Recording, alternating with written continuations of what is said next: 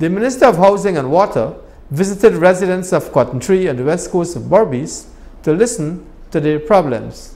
Narima Ali reports. The Minister of Housing, Mr. Colin Crowell, during his trip to Region 5 last week, visited several communities to meet with residents to listen to their concerns and challenges. One community the minister visited was Cotton Tree on the west coast of Berbice, where he was greeted with a warm welcome. A senior resident raised this matter, to which the minister responded. We buy from this individual, and we live in over 17 years. And you have 3 different people coming and claiming the land. And since we buy, we carry our people to the NDC to pay rates of tax. And they never take our rates of tax. And we still live in there, and we don't know how we live in because nobody taking rates of tax from us. And this is the people that the agreement that we got. As a government, notwithstanding it's been a private matter, we have a duty to see what facility we can use to assist you. And what I'm endeavoring to do, and I'm sure he's aware of it, but I'll discuss this matter with our Honorable Attorney General, and he has done it with others in terms of providing the necessary assistance right across this country for us to address this matter. I'm aware that it's a long-running battle. You've had attempts before to deal with it, and it wasn't dealt with. Another senior resident highlighted a few matters, and this was addressed by the NDC chairman.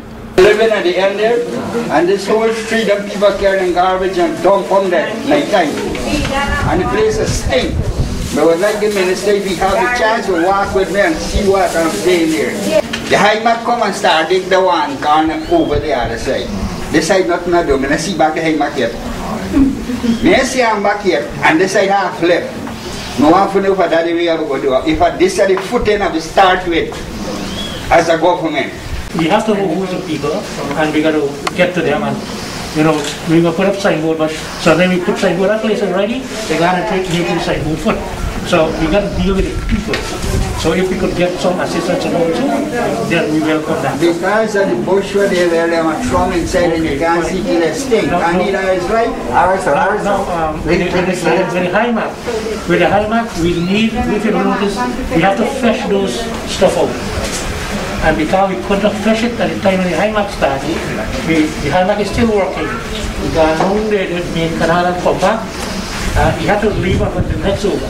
So by getting a French will come in from Sierra Leone side, but you have to do notice, you should plan the place.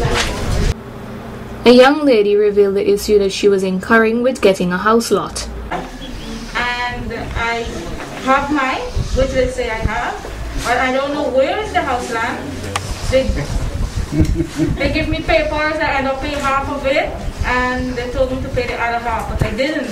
Because of the COVID stuff and everything, the lockdown, I didn't. So now I just want to know if I have that house land. I'll respond to it. Pardon? I will respond. Okay, thank you. We have taken a policy decision that within it was the end of October, I think they started, so this year, a number of, in the haste, just before the election, they ran and they issued a number of letters. We have taken a policy decision, we're withdrawing all those allocations. You can't go and find your land. I challenge you. And it's not problem, it's not unique for 5, it's also in other regions. So we've taken a policy decision across the board. We are withdrawing all of those letters, and the payments that were made, you will be refunded. It does not take away, however, that your name is in the system.